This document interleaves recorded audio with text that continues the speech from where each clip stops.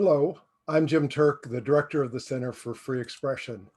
I'd like to begin today's program by acknowledging that the land on which I'm speaking to you today is the traditional territory of many nations, including the Mississaugas of the Credit, the Anishinaabe, the Chippewa, the Haudenosaunee, and the Wendat peoples, and today is home to many diverse First Nations, Métis, and Inuit.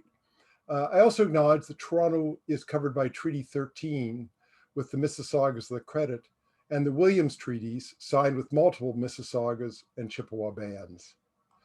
On behalf of our co-sponsors for today's event, which are the Edmonton Public Library, the Milton Public Library, the Thunder Bay Public Library, the Toronto Public Library, and the Vancouver Public Library, I would like to, on behalf of the Center for Free Expression at Ryerson University, welcome you. And this is the third event in the Center for Free Expression series, Taming Big Tech, Exploring the Alternatives.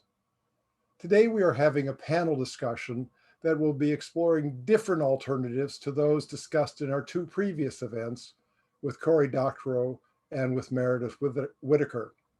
The panel has chosen the title for today as Defund Big Tech, Refund Communities, and we'll be sharing with you how their own community-oriented activism helps demonstrate that another tech is possible.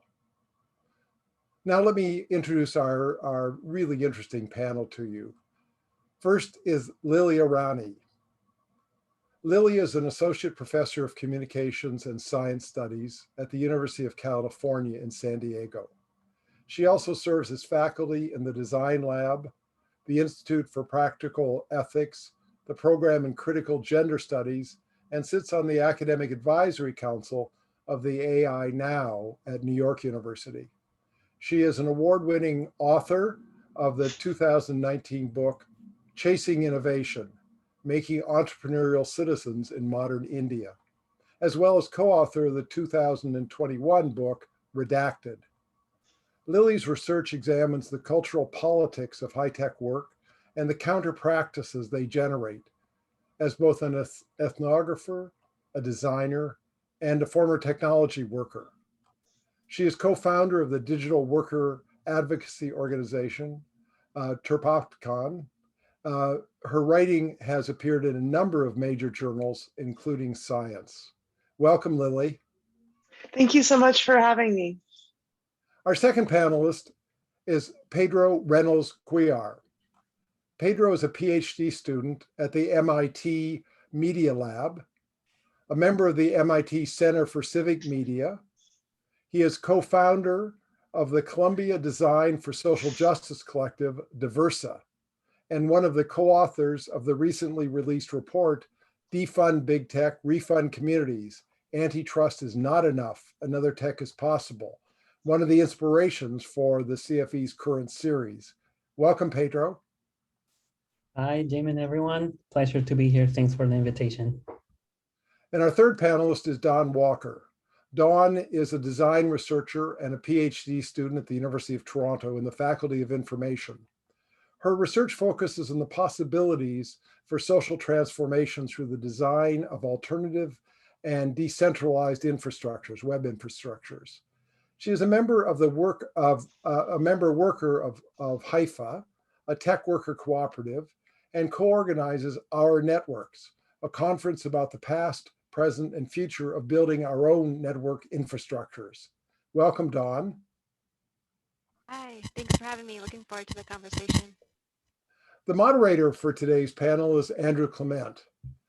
Andrew is Professor Emeritus in the Faculty of Information at the University of Toronto, where he coordinates the Information Policy Research Program and co-founded the Identity, Privacy, and Security Institute. Andrew, like Pedro, is one of the co-authors of the Defund Big Tech, Refund Community, Antitrust is Not Enough, Another Tech is Possible report. Welcome, Andrew. Hi, Jim. For today's program, the panel will be having a discussion amongst themselves for about 45 to 50 to 55 minutes. And after which Andrew will turn to you, the audience, to bring you into the conversation. As you listen to the panel discussion, When you have a question at any point that you would like to ask the panel or you'd like to have the panel address, please look at the bottom of your screen. You'll see a Q&A button. The chat function doesn't work in the Zoom webinar software that we use, but the Q&A button is where you can pose any question you would like to ask the panel to address. And please do that as it comes to your mind as you're listening to the conversation. Don't wait until Andrew turns to the audience for conversation. And Ange Holmes, who's the coordinator of the Center for Free Expression, will be monitoring the questions and will be sharing them with the panel when Andrew asks for them. I guess that's it. Now it's time to hear from the panel. Over to you. Well, thank you, Jim. And welcome to all of those of you out in Zoom land, wherever you may be.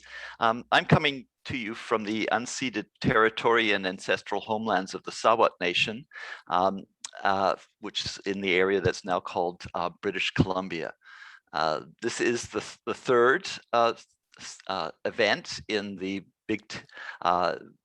Taming Big Tech series, and I'm delighted to be able to moderate this panel. We've had two previous conversations, first with Cory Doctorow, where we talked about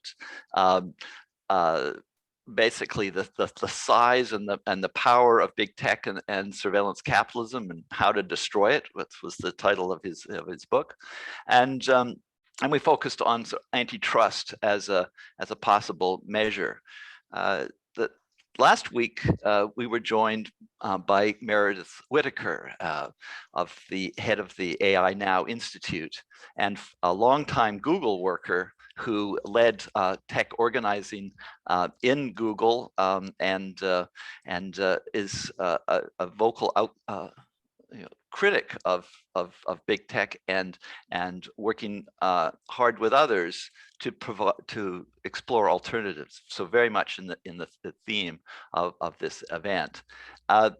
This week we're turning to another direction, but building on what particularly what Meredith was talking about, of the need to develop countervailing power beyond that which the government might offer in terms of antitrust, and to focus on a theme that this report, Defund Big Tech, Refund Community, focuses on, which is the community-based initiatives that both challenge big tech power and develop alternatives and show other ways of proceeding, how we might think about what a tech that is based in the public interest and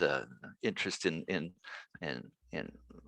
our flourishing, rather than from a narrow economic point of view. So I'm delighted to be joined in this session with three very fine activist researchers whose work very much takes up these themes.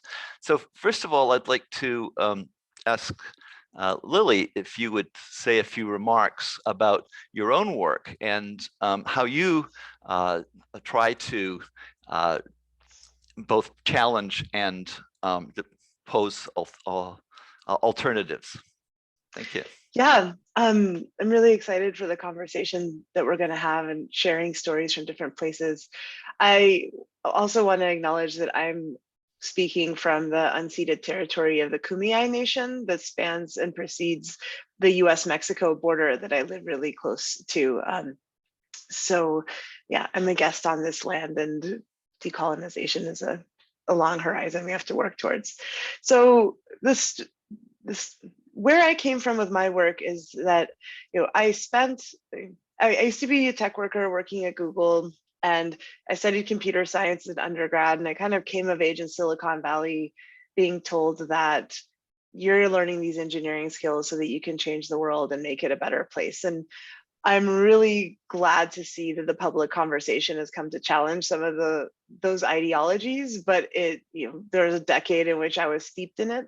And then the book that I wrote, Chasing Innovation, was about people working in India, leaving corporate jobs, working as designers because they really wanted to apply their design and technology skills, again, to, in some sense, making the world a better place or making their neighborhood better or helping people that they thought needed help. And what I found and what I argued in my book was that when those efforts to put technological skills to work to improve our common conditions, when they're structured as entrepreneurial projects where you're always scrapping for resources and having to convince someone that your pitch is a good one to get resources, one, it elevates very privileged people, and two, it actually puts our kind of political goodwill and civic goodwill to work, generating investable opportunities for venture capitalists. So the book was really about like co-opting of our better impulses as people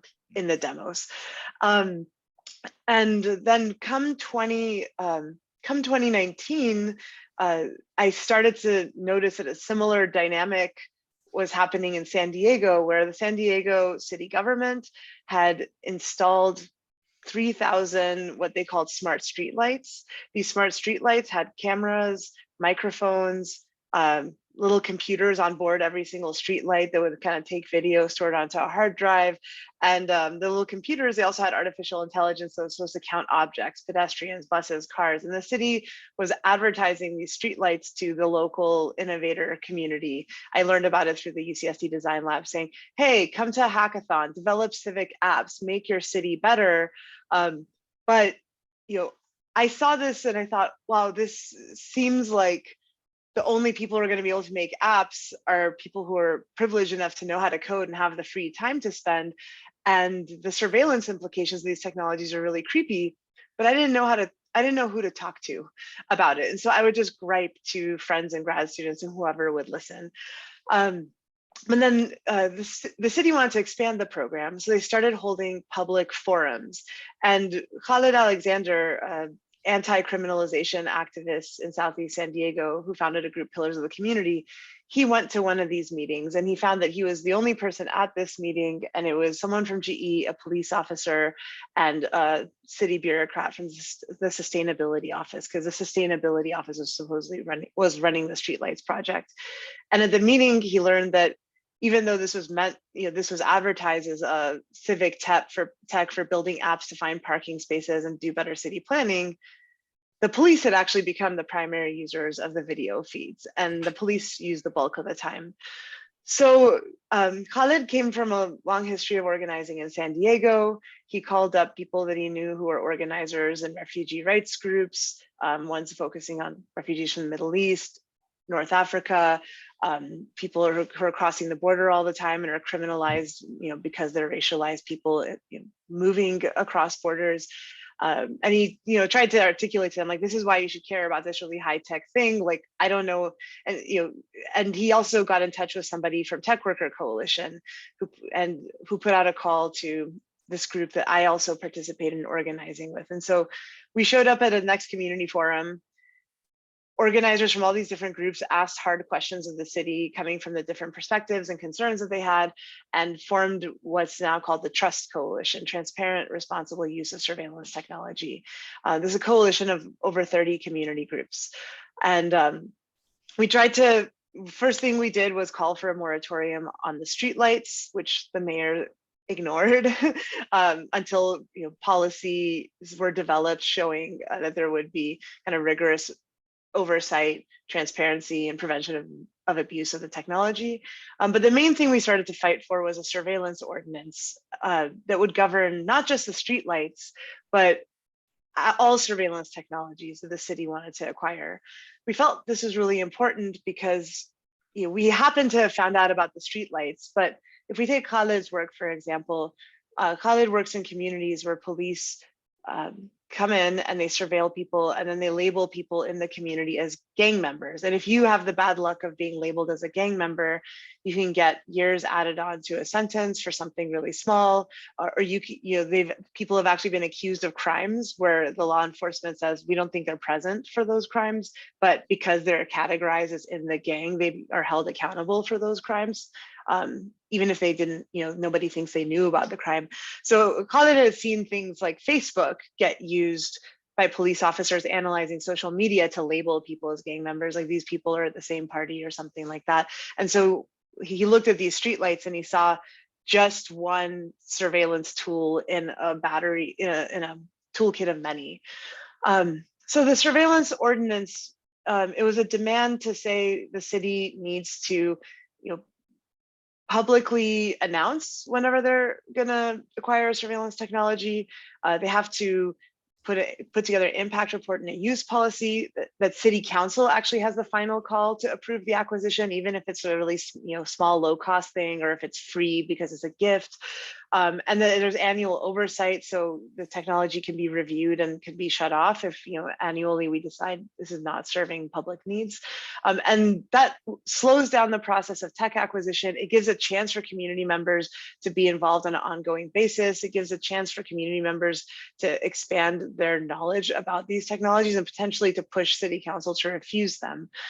So I think this ordinance is really important as a small piece of kind of democratic infrastructure. If we recognize that a lot of the technologies that we're living among are not just made by Google, Facebook, Amazon, and Apple, the big companies we think about. This technology, the streetlights, they were made by GE Current, which sold it to a private equity firm, American Industrial Holdings, and then sold it to a company called Ubiquia. Like those technologies are going to be installed in our lives through cities, through school districts, through hospitals, through educational institutions. And so I think my provocation is that we as people who live in these communities, like we have to develop a practice where we claim democratic control and oversight. We demand it. We demand the education that would enable our communities to exercise it. And that's not how our society is set up right now, where only the most privileged can get computer science education. These things get adopted under cover of night. And then we need to be in solidarity with each other. We need to form coalitions across communities that are differently affected by these technologies, but still can come together to put up enough resistance that kind of meets this, that can actually like build the political power necessary to gain control over them. So that's my provocation to the crowd, and I'm really excited for the discussion. Thank you. Yeah. Well, thank you, Lily. I mean, that's wonderful to hear how just one person attending that first meeting, but bringing a whole a background of interest in connecting with others and seeing these the issue of surveillance as a much bigger issue than gets treated normally. Has sparked such a movement, and of course San Diego is far from alone in seeing cities where surveillance cameras are being introduced, and where there's been initiatives around creating ordinances that would begin to regulate that. It's a bit piecemeal, and it needs to be seen in a wider framework. But also Torontonians will be recognize a rather different, but coming out of the same sort of drivers of a smart city project, which was a kind of all singing, all dancing one that was rejected, and hopefully in Toronto we'll see a constructive response to that. So thanks very much, Lily, and I think you've got some other things you could add to that, which we'll come back to later. So Dawn, I'd like to invite you to talk about your work and maybe provoke our discussion. Sure, thank you. And yeah, I'm joining from Takaranto, so I guess under Treaty 13 and the Williams Treaties territory. I guess I don't want to repeat my bio too much, but my interest is in these questions around, what kind of values, when taken up in design, can enable or lead to transformative change. Originally, my background and focus was more in environmental justice and food justice spaces because that's where I had been organizing. But through a project early in my PhD, I got really interested in trying to understand how projects wanted to work with emerging internet protocols, new decentralized protocols, and we're using those to experiment. And so through my PhD, it's been sort of an attempt to balance both researching and kind of practicing, and how to strike that. I think that's a thread that might come up in all of our work, so I'd love to come back to that in the conversation. So I mostly wanted to talk about a tech worker co-op, Hypha, and maybe the ways that we've been experimenting with forms of prefigurative work. So both trying to enact what these future forms of almost refunded or community technology might look like. That has involved working openly and contributing to kind of a form of a digital commons. We do this in a way, hopefully, so our processes and learnings can be taken up by others. We co-drafted a set of working open principles. I'm happy to share all this as way too many links.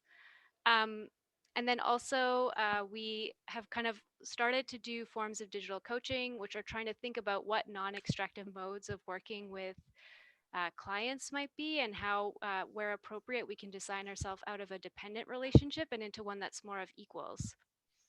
We've also been using our own infrastructure and tools where possible. That's involved a lot of open source projects. For instance, we host our own non-Zoom video conferencing tool that we use. We make use of other cooperative hosted tools, and we give them donations as sort of like a back your tech stack model. We also are thinking about how to do new forms of publishing and communicating on decentralized web protocols. One project that some of our members are doing is called Distributed Press, which has sort of recently launched an online magazine called Compost, which is fully published in all of these new distributed forms. In addition to that, we've sort of thought about early ways of participating with others and kind of building that ecosystem.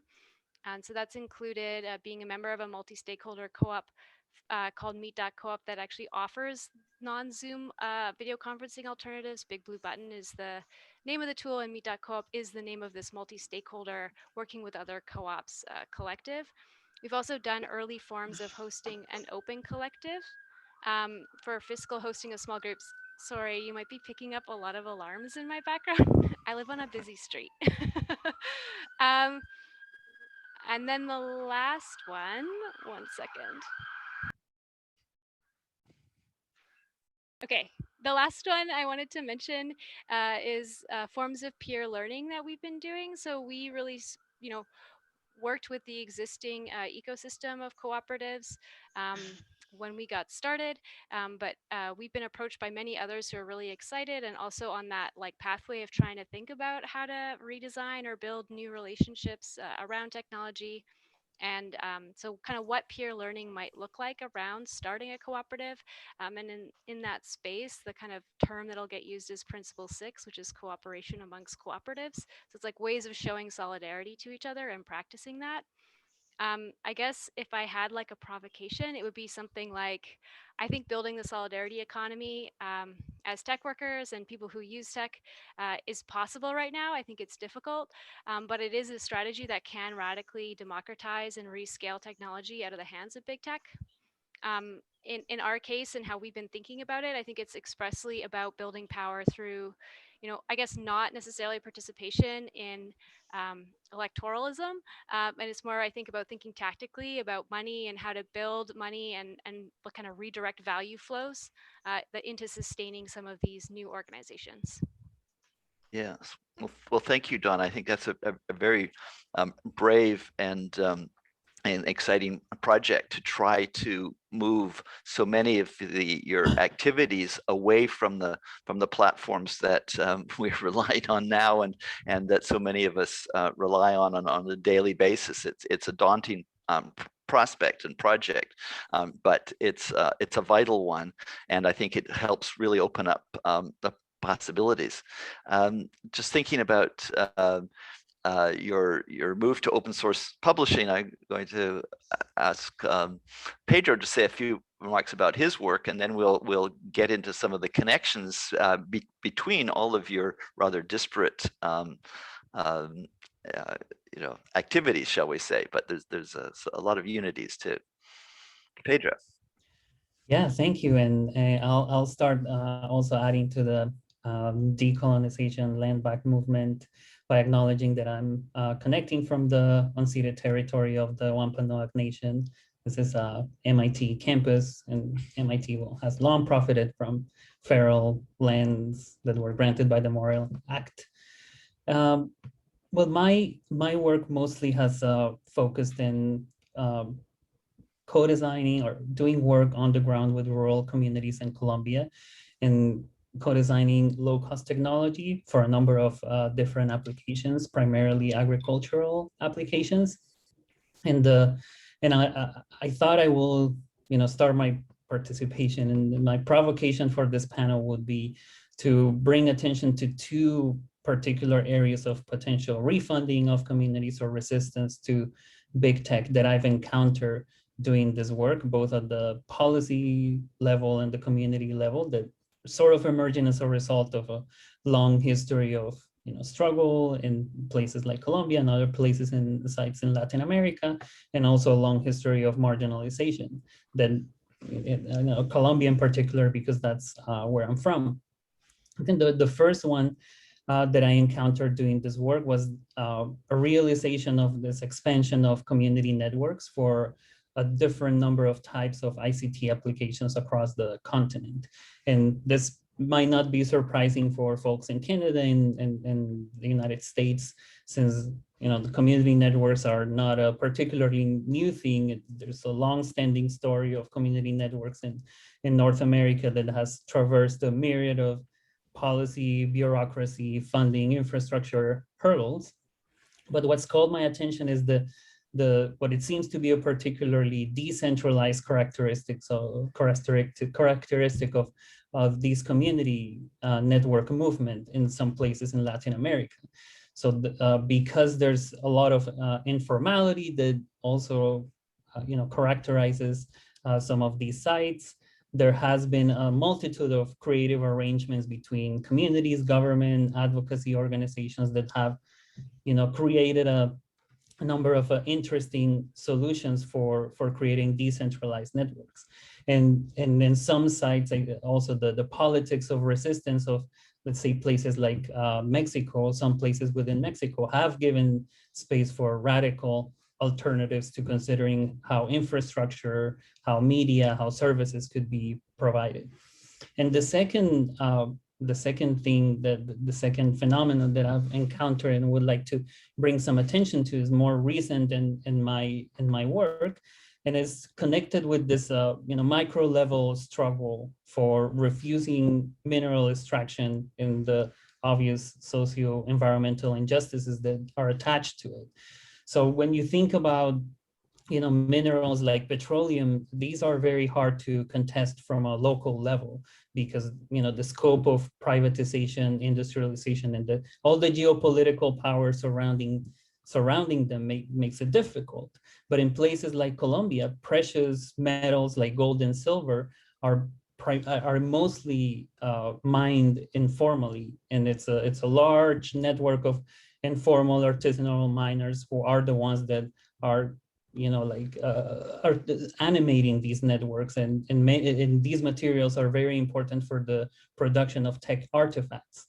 So this same informality poses an opportunity for close investigation and awareness of how encroach these material flows that are fostered in some cases, at least in some cases in Colombia, by big tech companies, and its perverse social, cultural, environmental impacts. So being able to do this ends up, providing in return key inputs to advocacy groups and journalists who can then apply international and local pressure to big tech companies for them to comply with responsible sourcing of material standards. And I think my work in this context has been more on what happens next. If we are able to refuse these practices, then what do we do next? So we work on a number of projects on diversifying local economies and finding new opportunities.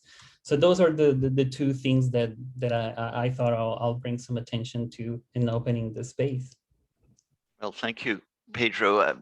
I think you've offered us a sobering reminder of the physicalities of the digital infrastructures that we rely on, and where those materials come from, and help bring to bear some of the sort of biographies and the community struggles that are made invisible through the supply chains, but are essential to us, and we take too much for granted.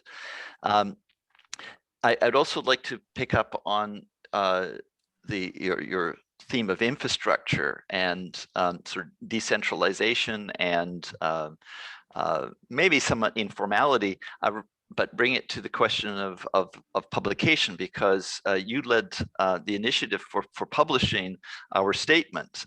We were looking around for, how do we make this available, and you brought to our attention, did a lot of work of bringing us to the PubPub publication platform, and I think this connects to Dawn's work and interest in infrastructures, and we'll get into Lilly too, about infrastructures and the role that they play, and how we can conceive of them in different ways than the rather monolithic ones that we perceive now. So could you say something about your work on that?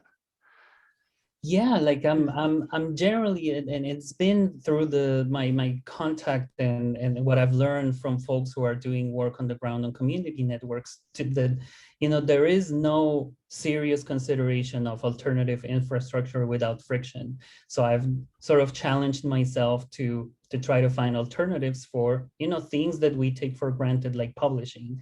So PubPub was an alternative that came to my attention because it came out of the lab where I'm doing my PhD, and then I saw colleagues like Catherine D'Ignazio and Sasha Constanza Schock putting their work out there for open review.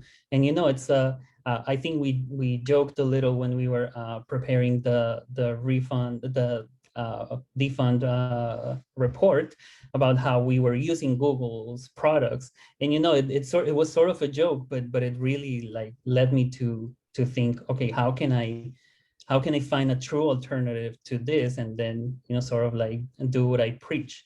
So I'm really learning a lot about this this movement of community networks in terms of how you really claim agency over the services that you use, and use that learning and that agency to make a positive impact and create cultures for different types of infrastructure. Yeah, I mean, Dawn, do you want to say? Oh, okay, jump in there, Lilly. Yes, go ahead. Yeah, just this point about kind of doing what you preach by trying to work on a stack of technologies that embody more of the values. I think that's really important. At the same time, there's always been this problem of who has the time and resources and the privilege to kind of put together that stack to make the software work, to figure out how to learn the new technology. And I've been reading Eric Olin Wright, who's a sociologist who has a great short book called How to Be an Anti-Capitalist in the 21st Century. And he's interested in how practices of resistance give people a concrete sense of a different way of living together, relating to each other. You could say relating to each other, relating to our infrastructure. And he makes this distinction between kind of practices that work within the rules and resist them, practices that change the rules, and then ultimately changing the game altogether, like transforming the political economy altogether. And so I find that really clarifying. So if I think about, okay, I was thinking I should use Big Blue Button because I'm listening to y'all talk about it. I have had good experiences with it. I'm using Zoom right now. But if I just use Big Blue Button, but I don't change the rules to make it just as convenient or cheap or kind of available as a default for others to use, that kind of stack, then I think it remains in the realm of a kind of countercultural movement that, you know, remains in a zone of kind of privilege exception to the political economy at large.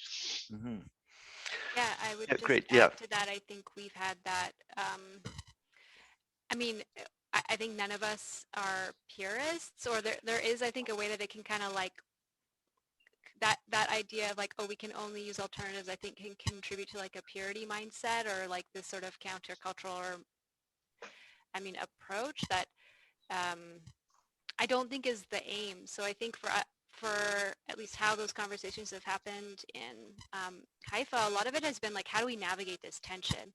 Because like we use major tools that are like from big platforms, you know, like it's really hard to escape AWS, it's hard to escape Google. So it's something that we can kind of continually return to instead of like address once and solve. Yeah. And Don, what if you had your druthers, what things would make it easier for you and your colleagues to make your the tools and the infrastructures more robust, more usable, more in a mainstream way? Maybe I'll come back to you while you're figuring out your mic, because it's a little bit off there. Do you want to add to that, Lilly? Well, the one thing I was thinking about is that I watched the Cory Doctorow talk from the same series, and you know, I don't know how to deal with the problem that Meredith Whittaker has talked about, where 90% of the internet is run on AWS. But Cory Doctorow was talking about how to get people off of Facebook and the problems of collective action and the context where you're all kind of trapped in this network where you're on Facebook because it's the only place you can talk to everybody. And he had this point about kind of regulators could require, if I understood it correctly, that regulators could require that that Facebook be interoperable with outside platforms, and that would be something that could weaken their power. Taxation would be something that would weaken their power. I think that starts to get into the realm of trying to change the rules of the game to try to make some of these alternative technology forms that we're talking about happen. And I guess the surveillance ordinance is also kind of just a local rule of the game. But the surveillance ordinance won't ultimately change the kinds of products the kinds of technologies we have available to us in a context where countries are funding scientists to produce technologies for war, spying, face recognition. So it's a complicated problem, I guess. It's not really, sorry, it's not very useful. It's just shout out to the Cory Doctorow talk. Everyone should go watch that. Conversation between him and Andrew was great. Yeah, it was a good, he had some very vivid examples and explains things very, very clearly. Dawn, do you want to sort of jump back in? I agree with everything that Lilly just said, and maybe one other additional move that I think helps is that style of like commenting. It's like, how do you by choosing to make this use an alternative resource, actually help make it more available to others. And I do think that's what projects like actually May 1st, which is a really old movement, tech movement co-op, has done with how they provide shared infrastructure for members. But then, as more people are able to contribute dues and they have a sliding scale model, I think it becomes easier to offer those services. Or something like Meet.coop as well is kind of setting itself up as cooperatively managed, democratically run, open source tooling. So it's not the same as you having to, have all those skills, or it's not restricted to those with those resources and privilege. I think there's ways that it's trying to open that up. I mean, still more to do. I think there's other models of kind of cooperation and solidarity economy work. Cooperation Jackson is another great example that's more about material things and instead of only tech services, where it's you sort of think about how you kind of collectively invest in making a resource available that then makes it way more available for other people. Yeah.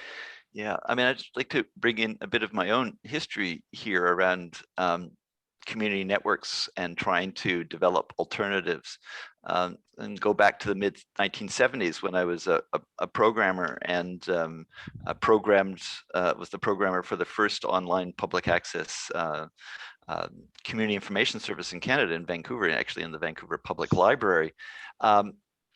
And it was a model for what became social media, because it was a bulletin board and people could post messages and they could respond to them, and you know, they could see what other people were doing. This was based on a model, the community memory model that was developed in Berkeley, you know, in the early 1970s.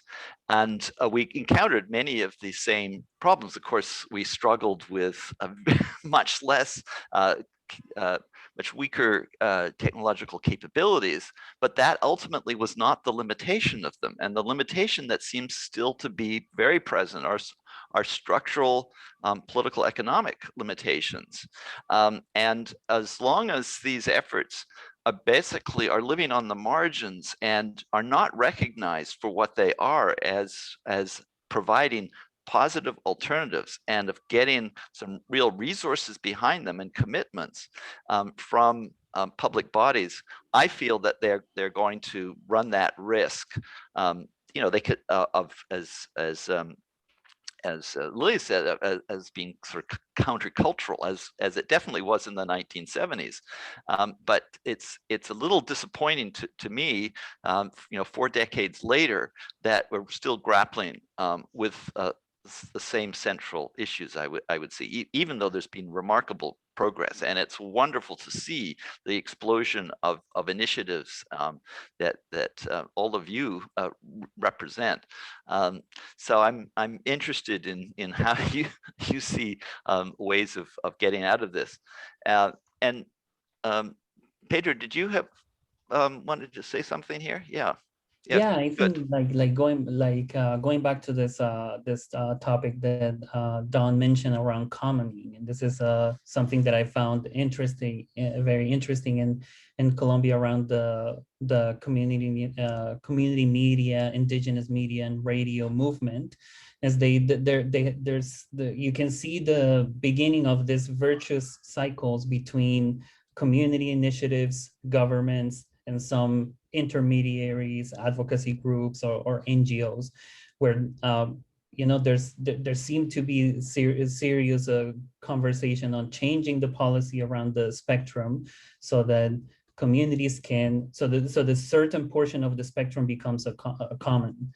So communities can use it to create content that is highly contextualized, which has been an issue, particularly for indigenous communities in Colombia and certainly in other places in Latin America.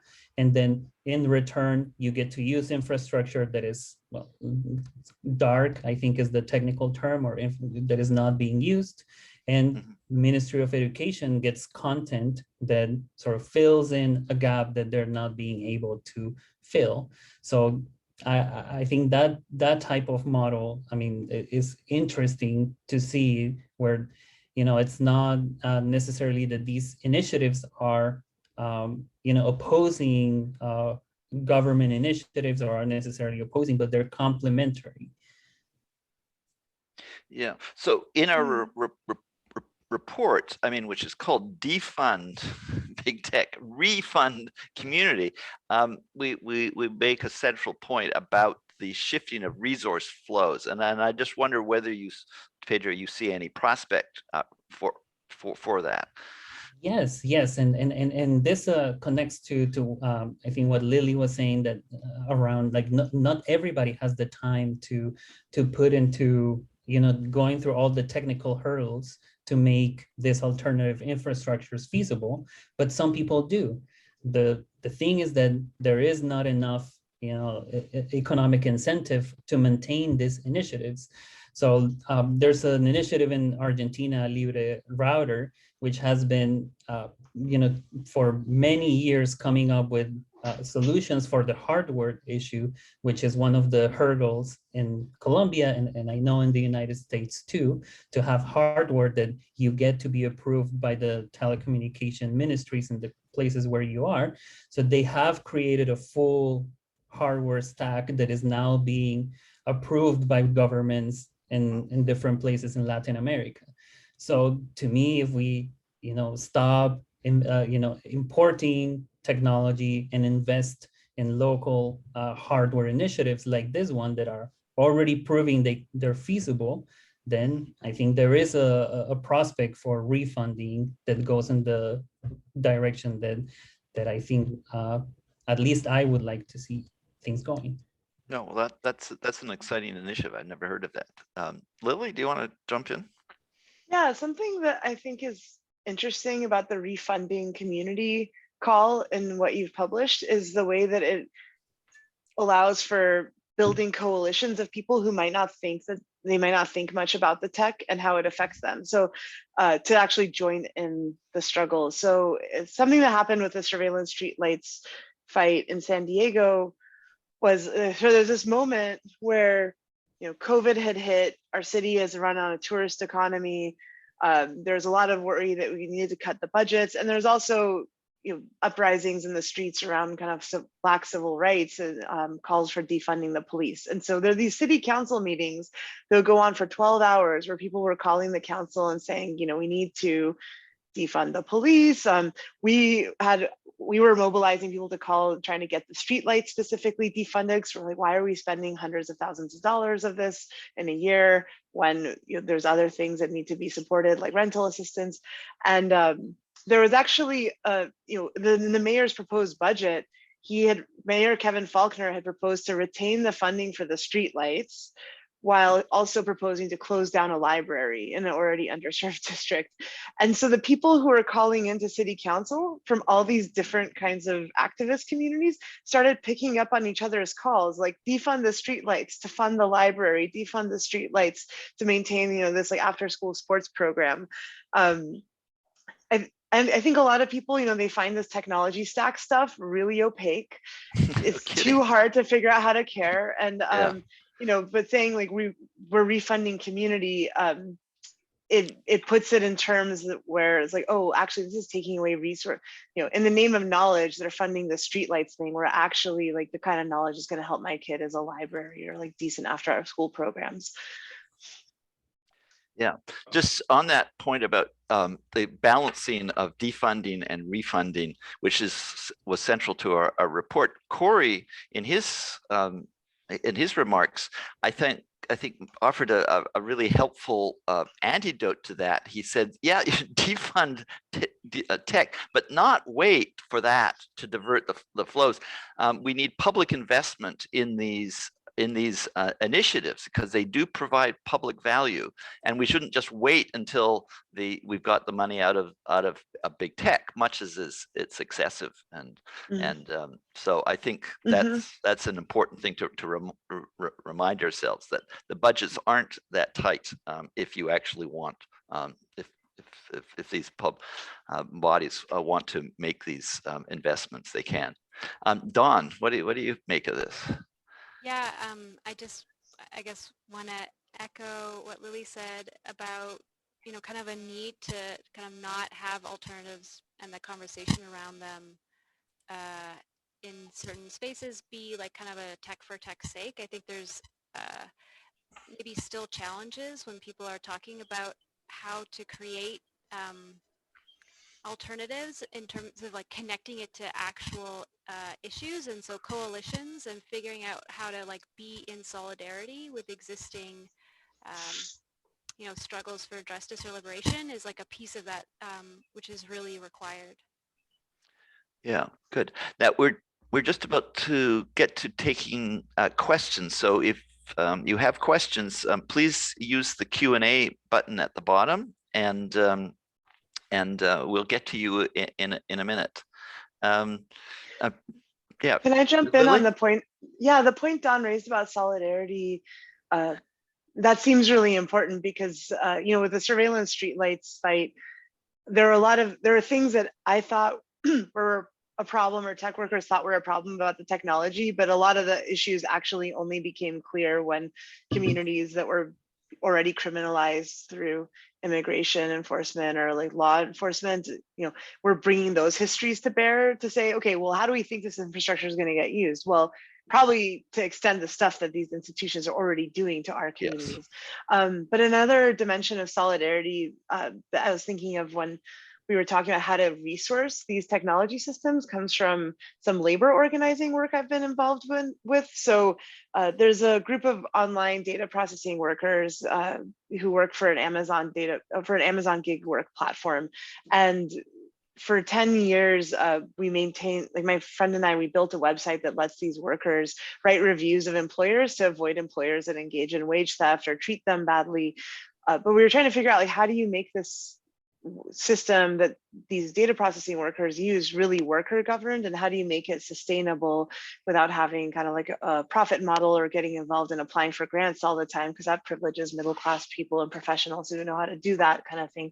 And the model we've sort of settled on is that there's tech workers who are labor organizers themselves and tech worker coalition that might work more as programmers and designers, and then in solidarity they're maintaining and improving this website kind of in a as a collective activity that puts them in solidarity with data processing workers in a really different part of the industry.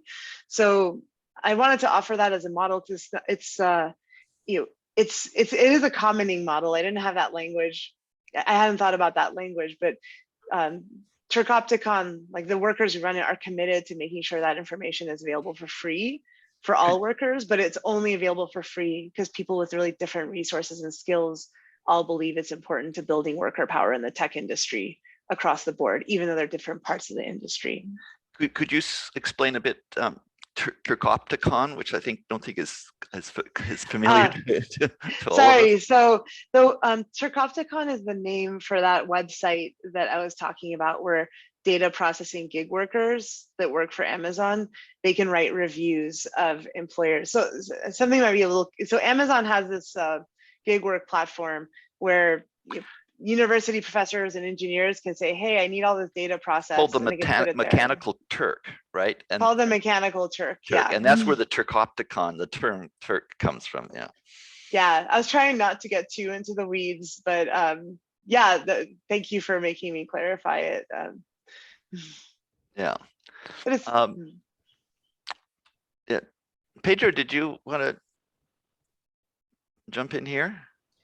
Yeah, I mean, I think just to triple down on the importance of solidarity, what I see in some of the initiatives that I mentioned is that a lot of this is being feasible because of a different number of or coalitions that are being structured for different reasons. So the initiative that is seeking to make some portion of the radio spectrum a common good is a coalition that started by Black Colombians and indigenous groups in Colombia coming together and realizing, there is a need for us to be able to produce our own content and circulate our own information. Radio is the media that we choose to have, the media that is our choice. How can we make this happen? And that's one type of coalition that stems from historical struggle. But there's also other acts of solidarity, like what's happened with the Tecnologías Indígenas Comunitarias in Mexico, which were the first collective in collaboration with Rizomática, which is an organization that has been working on alternative infrastructure for a long time. They were the first in the world, I believe, to come out with a legally established self-owned infrastructure for mobile telephony. And this was only possible because of a virtuous coalition between folks who had the technical expertise and the time to invest in this act of solidarity. There was, a political inspiration is coming from the Oaxaca region in Mexico, and there was, the cultural, drive of self-determination that made it all sort of come together. So at least what I see in the experiences that I've had the privilege to learn from is that they all seem to be coming out of this solidarity. Yes, yeah, Dawn, do you want to? And then Yeah, we'll go to questions. So get your questions into the Q&A. I maybe just want to add for solidarity, something that we've talked about in the co-op is, like as a co-op, like how to be in solidarity with tech workers and sort of the unprecedented moment I think we're finding ourselves in of like a resurgence of labor organizing. And so something like the Make Amazon Pay campaign. And I think there's these like very basic public structure tests of like showing that visible support, like signing on to campaigns, doing endorsements, like that kind of like, those are like muscles to practice that I think hopefully build these kind of like larger forms of solidarity and kind of figuring out those like ongoing connections across. And that's been something that's come up for us recently. Yeah, in San Diego, the Tech Worker Coalition members were important to sort of back, in some ways, like important in order to kind of challenge the city's own claims or GE's own claims about the technology, because the city was saying that they owned all the data, but we read the contracts and it turns out that they had signed over data ownership to GE in a way that they didn't fully understand. They were making claims that privacy was being protected, but we could, had people who could ask about hardware versus software limitations. And so I think that was something that really like mobilized tech workers too, because it's hard to unionize in tech right now, especially in a conservative city like San Diego. But this was something they could put a lot of work into and like practice those organizing muscles, like Don was saying. Yeah, good. Yeah, let's move to questions because I see there are a number of them lining up there. Ange, can we have the first question? Yeah, please do use the Q&A button if you have more questions. The first question is from Janet, and Janet asks, will the alternative options, no big tech, for the alternative options for connectivity have a reach to close the gap to rural access? Well, I can say a little bit about it, at least in the case of Colombia. There is still a significant gap in connectivity in rural areas. A lot of this has to do with the geography of the country, particularly in these regions. But these are precisely the sites where these initiatives are starting to emerge more and more. And judging by the numbers and the willingness of different instances within the Colombian government to support these initiatives, I would not be surprised if we see these numbers being reduced more and more. And again, like the reason why I encountered this work is because of my own being in some of the most remote places in the country and see this, these initiatives is starting to mobilize. So I am optimistic, and I mean, I can speak about the case of Colombia that I know a little bit better, but from what I read from other comrades in Latin America, it seems like there are some feasible opportunities to do this. Yeah, I can add a little bit Please. from in the Canadian experience, which Canada also has a lot of geography. That's an issue for telecommunications infrastructure. But I found a particularly inspiring example of how very remote, scattered small communities, in this case in the northern Ontario, the size of France with a population of 30,000 people, were able to, through marshaling their own technical expertise, were able to set up their own networks that where the incumbent major telecoms provided basic infrastructure, but then at the point of the so-called point of presence, they said, we'll take it from here. Thank you very much.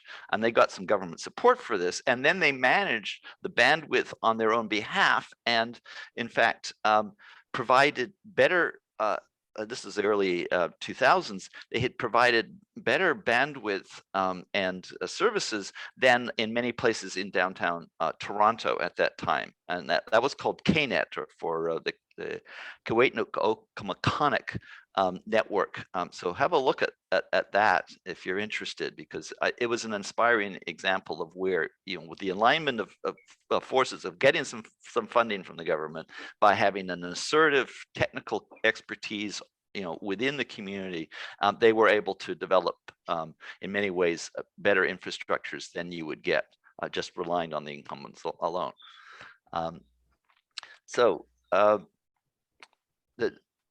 Sorry, I saw. Yeah, Lily, you yeah. wanted I also wanted to shout out the Tribal Digital Village project.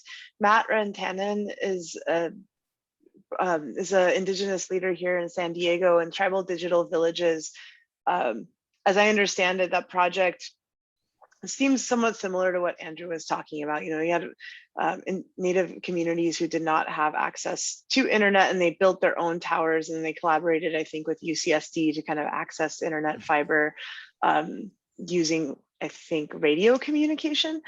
But the one kind of worry I wanted to throw up is, I'm, here in San Diego, Cox Communications is a major kind of mover and shaker. They fund this organization called the Downtown Partnership. They have access to the mayor, and I heard rumors that Cox actually shut down efforts to provide free Wi-Fi during COVID to certain neighborhoods. And so I wanted to say that I don't think that it's a question of just decentralized versus centralized. I actually think it's at least, or also, or maybe more importantly, I'll provoke the question of for-profit organizations committed to their own self-perpetuation and expansion, which Marx called capitalism.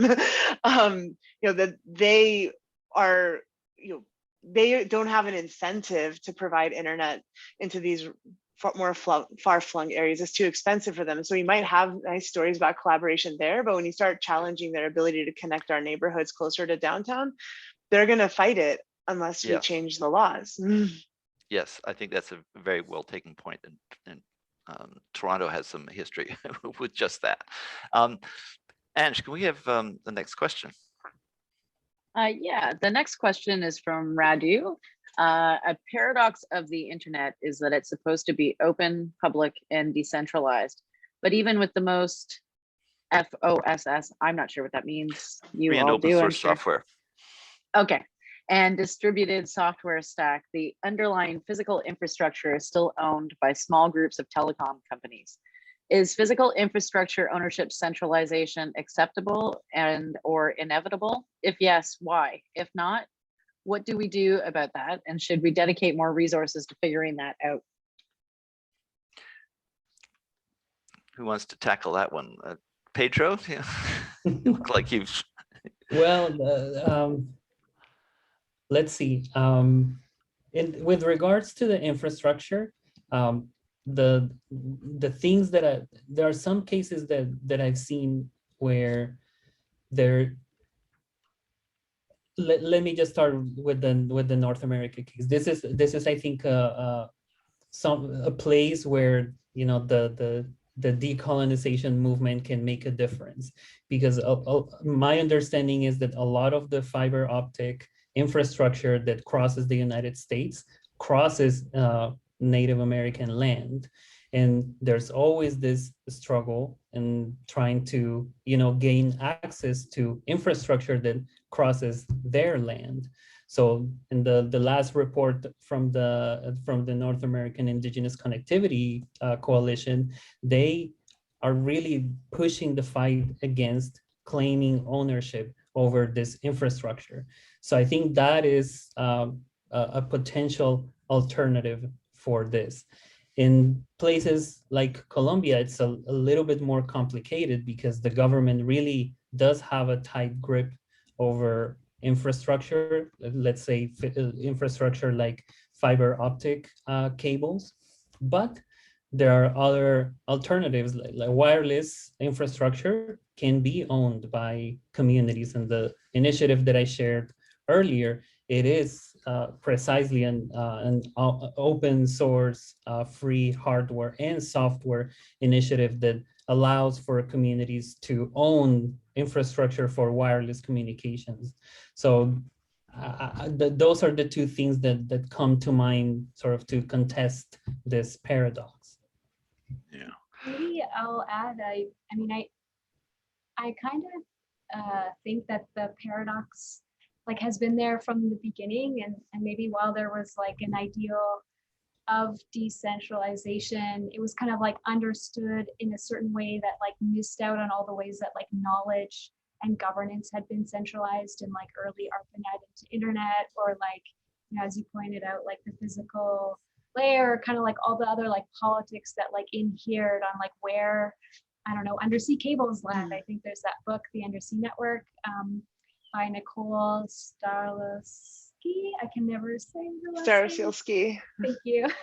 Which kind of like covers some of these dynamics, and so I mean, maybe this is just like me trying to think a lot about decentralization and understand what people mean by decentralization. I think it's a bit of an overloaded term, or like an empty signifier. And so to me, it like the fact that it is maybe contested, or you know, a paradox, is like can be more like a prompt than like something that gets resolved. There's a really good paper that Nathan Schneider wrote, which I feel like had a couple different names, but I think the final name is something like Decentralization and Incomplete Ambition, which sort of like thinks about, through this current wave of understanding what decentralization is, like how do we look at what is getting re-centralized elsewhere? In that, he focuses a lot on Bitcoin, and so sort of like the sort of understanding of this infrastructure as being decentralized actually creates like a geographic centralization of like who controls mining. We don't have to talk about cryptocurrency here, but I mean, I think that move and understanding how to look elsewhere for re-centralizations is like very helpful when asking these questions. But I mean, I think you asked the right question there. Just to add a little bit from Canada, I sort of agree that the centralization, decentralization can be a bit misleading. Some things need to be highly centralized, other things need to be decentralized, and you need to figure out, you know, just what those are. But in terms of the ownership of the underlying physical infrastructure, you know, that I think that it is so relatively unresponsive to public interests to support various kinds of communication, has to do with regulatory capture that the private sector incumbents really have, through the regulatory bodies, have rather too much control over that, and they're able to ward off all kinds of initiatives that would make it more open, more affordable, you know, more democratically run. And that's at least one site where I think action would be helpful, without getting into so much the question of decentralization and centralization. Ange, can we have the next question? The next question is from Justin. Justin asks, do you have any advice for tech workers who want to exercise class and worker solidarity? It's quite rare that tech companies have unions, and I think it's difficult to unionize tech workers because they have such privilege in wages and benefits. Yeah, a lot of you can answer that. Lily, go ahead. Great question.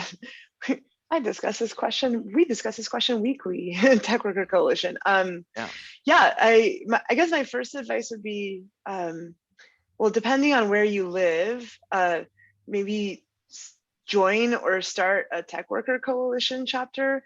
A Tech Worker Coalition is a network of distributed groups of tech workers who want to, you know, understand themselves as workers, who want to build worker power in the tech industry and want to exercise solidarity with other workers on a class or a social justice basis. And by finding other people like you, and then finding ways to engage in political education, to engage others in political education, to bring a kind of class or capital analysis to what's happening in tech, and like at the same time kind of help politicize tech for a wider range of communities.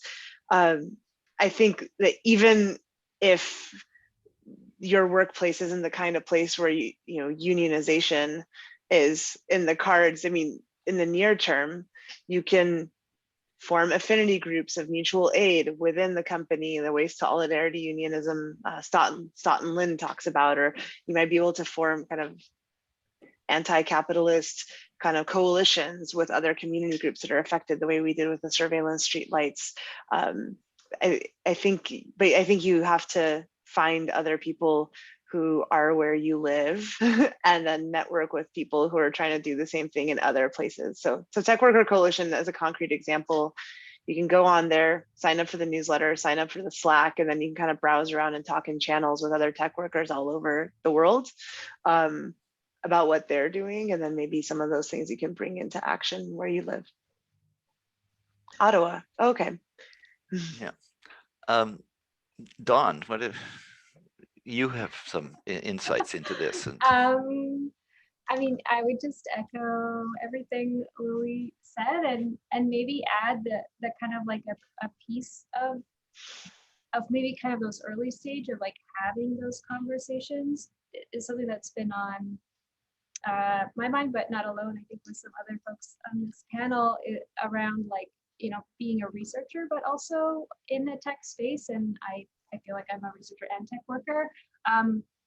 Is kind of like how to understand yourself as a worker. And I think there's a bit of reinterpretation there because, you know, of the era of capitalism we're in and kind of like what those class dynamics are and sort of like the way that I think academia is sort of this like PMC, like professional managerial class like space.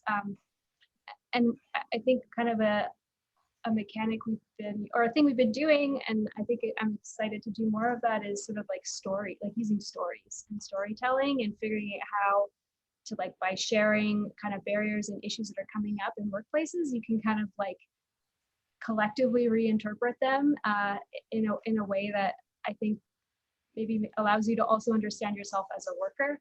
I think there's like a kind of a pernicious language of like family that happens in tech, of like, especially startups, you're like, oh, we're a family, like come to me if there are problems, but that's like a way to promote like really unhealthy boundaries.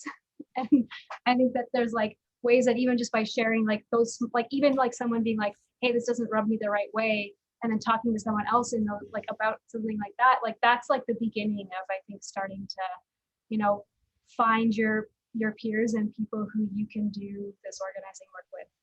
Mm-hmm. Last week, Meredith talked about the importance or the prospects of tech worker organizing, and of course recognizing that tech worker is a very broad category from somewhat elite professional workers to those who do the most sort of mundane and piecework, such as those who are working with the Amazon's Mechanical Turk, who are paid little bits of money for doing little fragments of work. So it's a very broad spectrum. But one of the things that she commented on, or actually two things.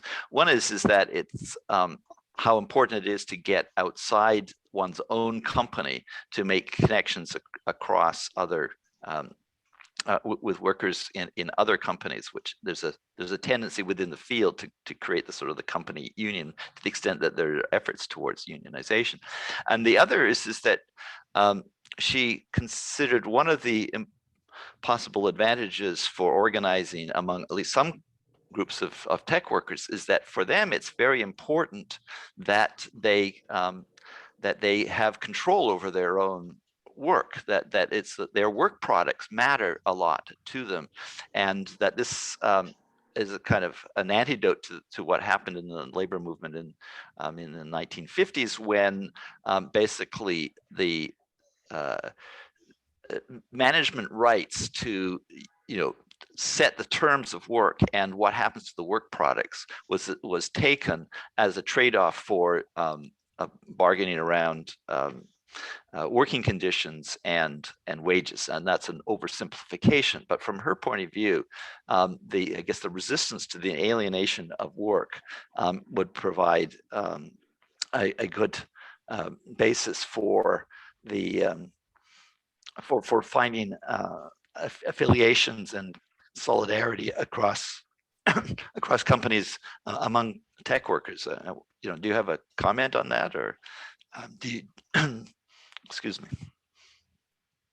Something that came up for me, but it's not maybe a direct answer, but I kind of want to make sure I raise is that, you know, the co-op space is like kind of interesting or fraught in some ways in this respect, because, you know, we're in our case, we're members and owners. We're a nonprofit, so technically members and workers, but there's like a way that you occupy this like dual role of like the worker and like the manager. And I think there's ways that, you know, you can kind of uneasily exist within capitalism and like a cooperative enterprise and like sort of not be kind of constantly pushing outside of it or kind of like forming the right kind of like affinities.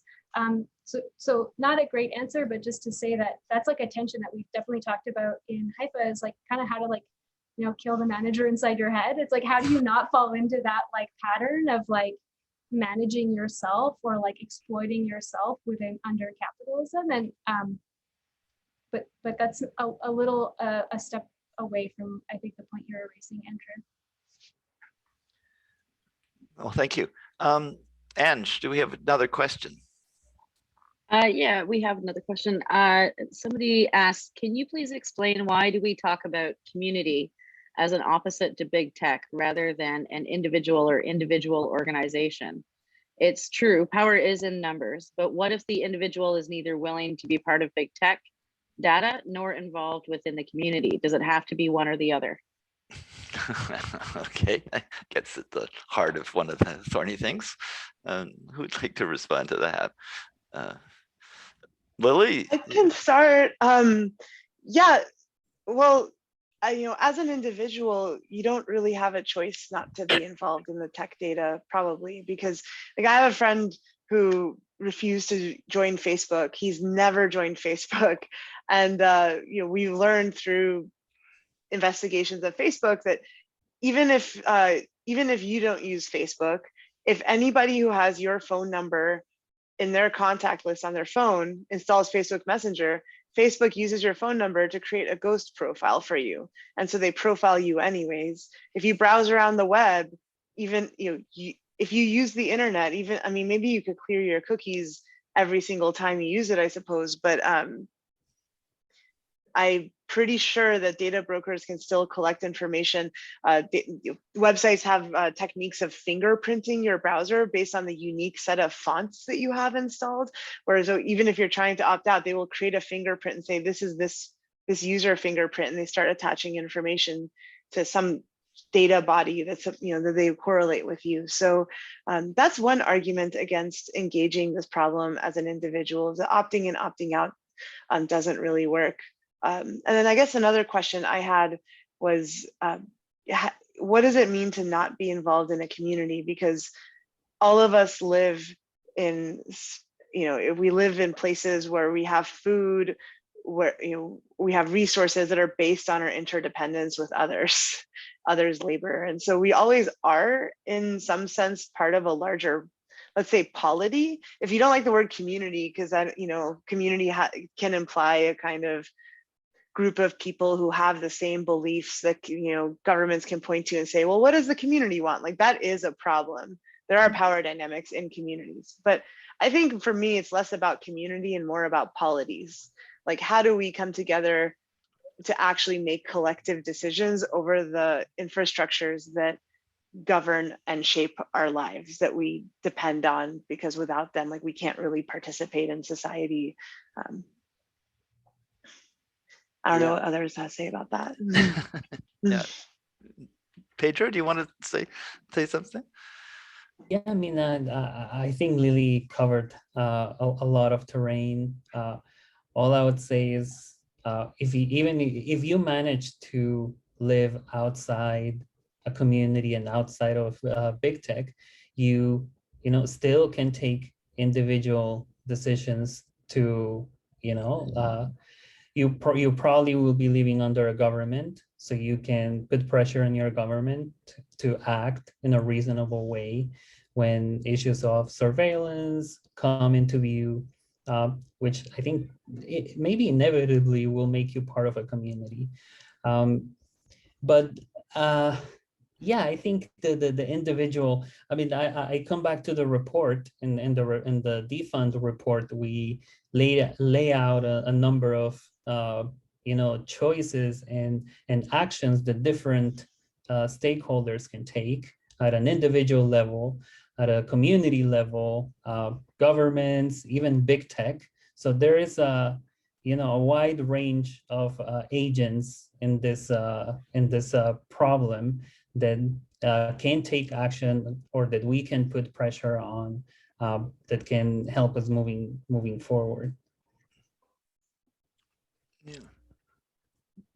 Lily, did you want to Yeah, I was also add just, further to that? Because I thought you gave a very nice answer, but it's of course there's a lot more to say there. yeah, I mean, there's, one reason why sometimes people have a hard time participating in collective processes is because, questions of disability justice advocates have highlighted around, if there's a collective process, where is that process happening? Like, what is the time commitment?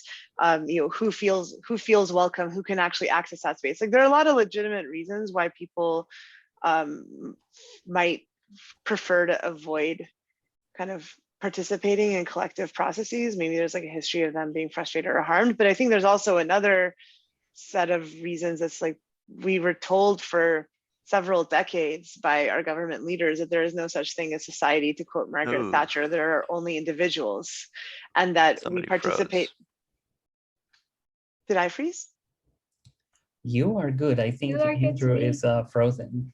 Oh, gotcha. Okay. Yep. He's got a little special effect, freeze unfreeze going. Yeah.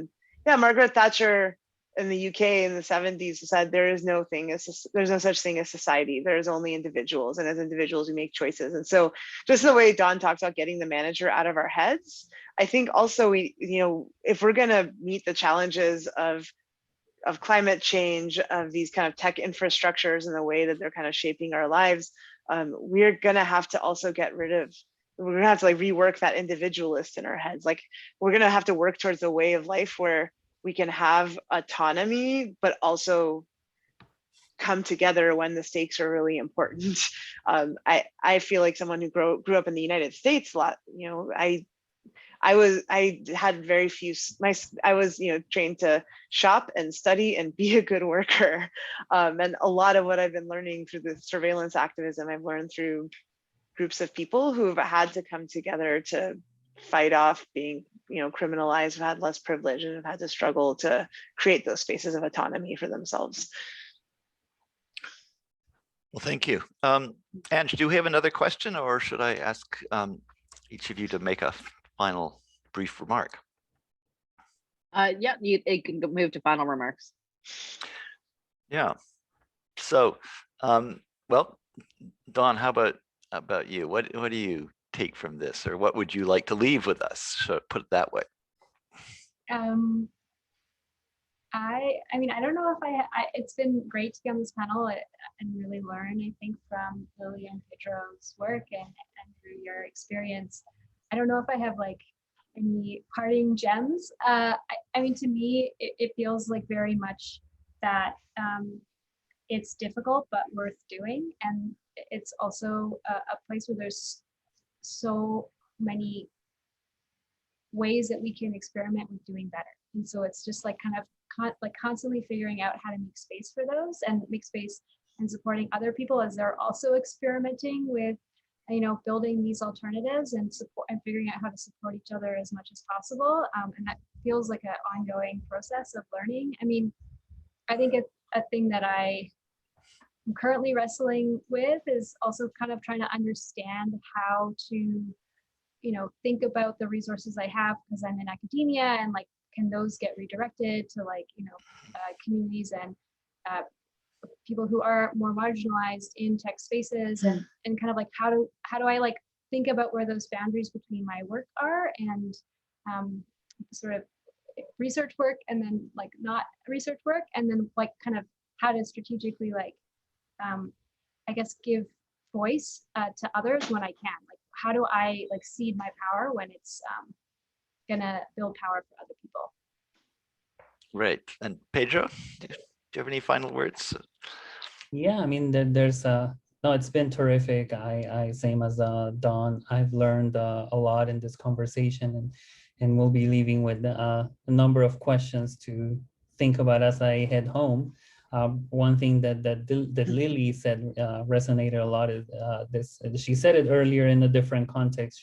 She talked about radical interdependence, and then just now she talks about unlearning this individualistic mindset. And I think that those two things are interconnected, and I think is going to be important for all of us to engage in this radical interdependence mindset if we want to get out of some of these issues. And yeah, I'll just leave everybody with, again, what I started, the importance of realize the hidden materials that animate the tech artifacts that we use, and how those materials and the flows that make those things possible have a hidden component to it that I invite everybody to pay attention to. Right. Thank you. And Lilly. Yeah, I come out of this conversation with a lot of hope, and I hope that some of the people in the audience go on to do some of these experiments and share them back with us, maybe through email or social media. But I think where I want to leave with is still responding to the anonymous person who asked the important question about community. Is thinking. I think it's important to make distinctions between. I think it's important to recognize that we're dealing with power, and we're dealing with kind of consolidated power, kind of under a system of capitalism that is organized through state collaboration with companies to promote a lot of these technological infrastructures that we're finding problems with. And if we, even as individuals, we can ask, okay, what's the thing that's bothering, this seems like a problem, this causing, and when we say this seems like a problem, this infrastructure seems unjust, we have to look in ourselves and ask, well, how is this affecting me? How am I alienated by this? How am I harmed by it? I think it's dangerous to try to do these experiments as forms of charity for other people, because then when the going gets tough, then some of us feel like we don't really have stakes in the game, and other people may have higher stakes. But by being honest, trying to come up with an honest analysis with ourselves of how these issues negatively affect us, then I think the question doesn't become so much, do I want to participate in a community or an organization, but more, who can I find that will fight alongside me, that will hold me accountable, and I can hold them accountable, because I think we need kinds of organizations that we don't have. But sometimes people have really good reasons to feel like institutions or collective organizations become corrupt, but corruption is a discourse of cynicism that it's tainted. And maybe corruption is a question of, well, maybe we didn't have enough power to redirect the ship, and we just label it corruption and walk away. I don't think we don't have the option of walking away with the kinds of challenges facing us collectively. Yeah, well, thank you. I think that's a really nice point. And I'm just reminded of how Meredith closed her session, recognizing that this is an enormously complicated terrain, and that we are all individually located in various places. And her aphorism was dig where you stand. And so wherever you are, and try to do the best you can in understanding the situation and what difference you can make, and do that with others around you who also that you enjoy working with, and can get some strength from and add strength to. So thank you. This event will be posted tomorrow as a recording. So I invite you to tell others about this. It's on the events page. And we're planning to continue this series in the fall, in September. And we'd welcome any comments and suggestions any of you may have about where we should go from here, and also what you thought of what we've done so far. So please drop us a note at CFE at ryerson.ca or use the contact form on the CFE website. You can find that email address there. And we'll also post it in with the recording, along with the recommendations for things that we've mentioned about books and so on. So look forward to hearing from you. And in the meantime, have a good summer. And I want to close by thanking Lilly, Pedro, Dawn, and Ange for a very good panel session. So thank you all. And back to you, Jim. Thank you. Thanks, everybody. Well, thank you, Andrew, and thank you, Lilly and Pedro and Dawn. It was quite a stimulating and wide-ranging discussion of really challenging issues. And I must say, I couldn't agree more with Lilly that we don't have the option of not dealing with this. We have to deal with it. And however challenging and difficult that may seem, or overwhelming it may be seen, and that really is the purpose of this series of discussions. Taming Big Tech. What are the alternatives? We have to do it. We have to find alternatives. We're going to be exploring a lot of different ones. And as Andrew has said, we're counting on continuing that. So I would like to second Andrew's invitation. If you have any suggestions of aspects of this or people that you would like to have part of our series when it continues in September, we'd really like to hear from you. But in the meantime, thanks to Lilly and Pedro and Dawn and Andrew. And thank you to the audience for taking the time to be with us today. And as Andrew mentioned, a video recording of today's panel will be posted on the CFE website, and the address of that is cfe.ryerson.ca. It'll be posted tomorrow, as will suggestions for further resources and materials if you're interested in any of the issues or books or references that members of the panel made today. For those of you who missed the first two of the series, featuring Cory Doctorow and Meredith Whitaker, there are videos of those also on our website, and I encourage you to have a look at them, as well as videos and lists of the other several dozen events that the center has had this year. Again, cfe.ryerson.ca. This is the last of our virtual panels for the spring. We will resume this series and our other series in September. And if you'd like to be notified of CFE events coming up, if you go to our website, there's a contact page where you can put your name and email, and we'll add you to the list so that you'll receive emails about upcoming events. In the meantime, thank you very much for being with us today. I hope you have a good summer. Bye-bye. Bye, thank you.